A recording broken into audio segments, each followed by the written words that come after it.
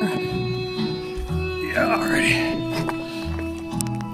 All day I face the barren waste without the taint of water. Water. All day I with throats burn dry, souls that cry for water. Howdy, Grandpa Ron here. Yeah, I'm getting a hankering to go out in the desert and look for some wildflowers. Yeah, I just need to get away for a little while, and even though we haven't had much rain this year, there's always something out there, so I'm going to go check it out. A few years ago we went up to Death Valley, and that time there was sufficient rain, and the whole valley was covered with these yellow flowers. It was really, really beautiful. That was a super bloom. There's not much rain this year, so I'm not going to go that far. We'll just go out to Anza Borrego Desert, which isn't too far away, and check it out. There's always something to see there, and you never know what to expect. But according to the March 25th Anza Borrego Park report, it says, sadly, even with the recent rain event in the desert, we do not expect to see an extensive wildflower bloom this year. Yeah, I'm fine. I'm still going to go. I need to get away, and I'll give you some boondocking tips in case you've never done that before. It's always good to start out easy, but first thing is to be prepared. This is mostly a mental exercise, so for you guys, it's good to start out with a 3-day stubble. It kind of gives you that veteran camper look, and that's kind of important for your confidence. If you got a beard, that's great too, but anyway, time to go, get loaded up, get my food ready, get the refrigerator going, and head out.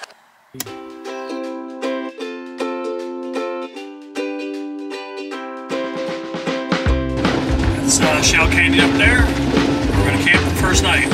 More serious stuff.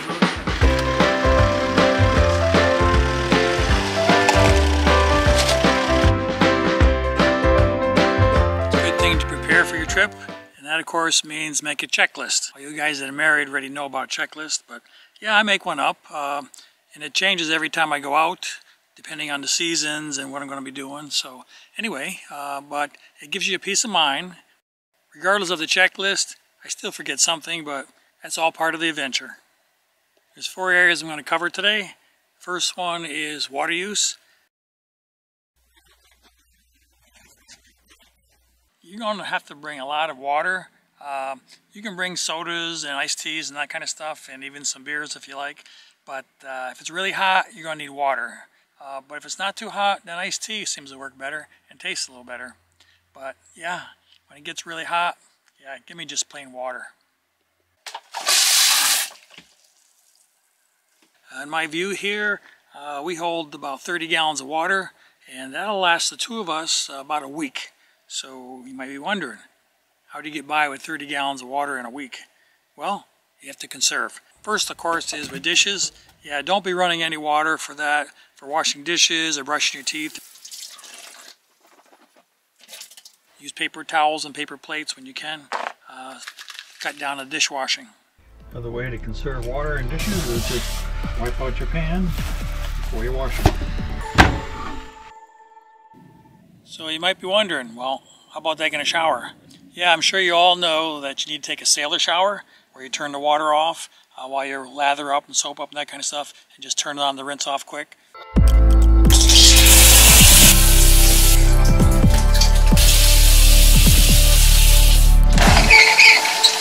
Doing that, you probably use about 2 gallons of water per person.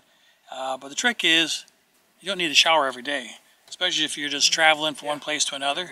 As long as you're in the RV, driving with your air conditioning on it, yeah, you're not going to stink too much. We take a shower about every 3 to 4 days. But of course, if you go on some kind of a long hike out in the sun, then it's going to have to be more frequent. But what we do instead is we use baby wipes, or in my case, I use dude wipes. But it's almost the same thing. They're kind of water-based, and you can just clean up under your pits and stuff, anything that smells. So anyway, when you're boondocking, you need to conserve water. And yeah, you're not going to pick up any dates anyway, so what's the difference?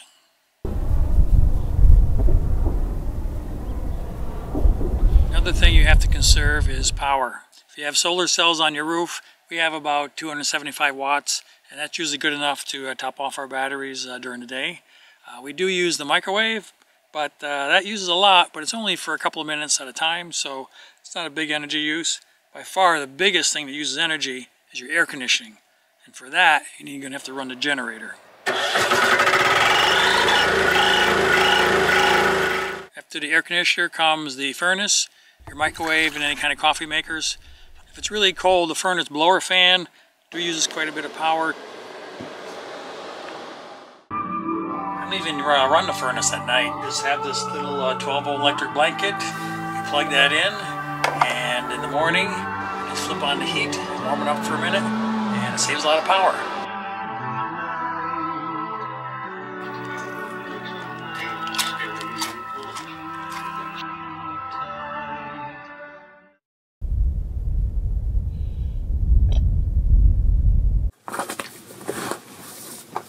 One of the things you can do in the desert is go out for a walk, especially early in the morning or late at night.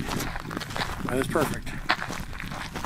Oh, I'm heading over to that windmill, see if I can see what sound it makes, but might as well take a few pictures of the wildflowers along the way.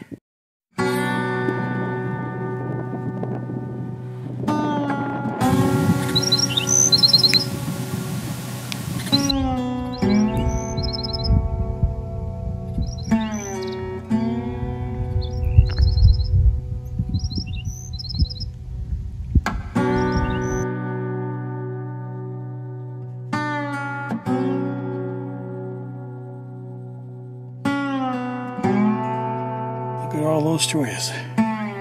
Wow. Yep, that's one of those jumping choyas. Just waiting for somebody to step on it.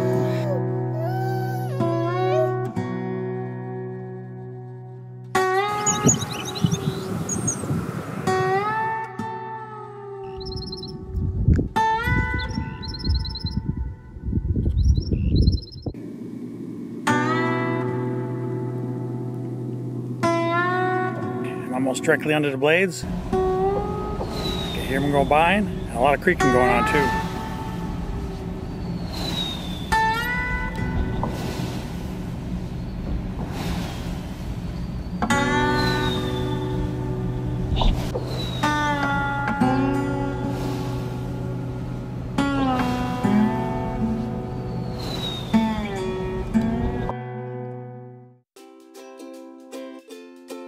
One more thing you have to think about is your meals, what kind of food you bring. One of the joys of boondocking is grilling some meat outside.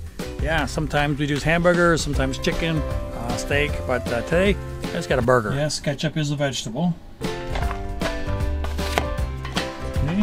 Oh yeah, grill's nice and hot. Perfect.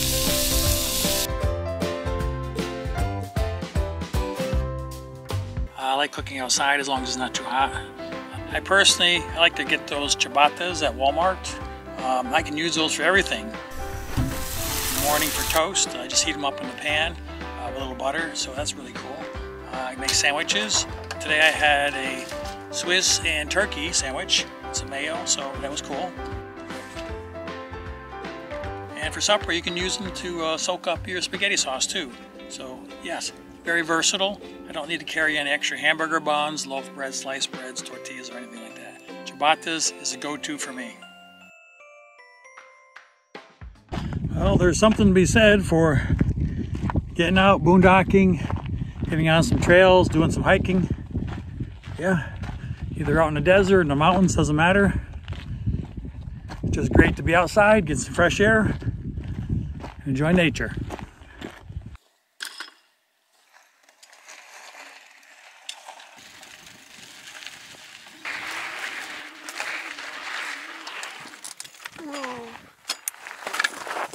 Didn't make it.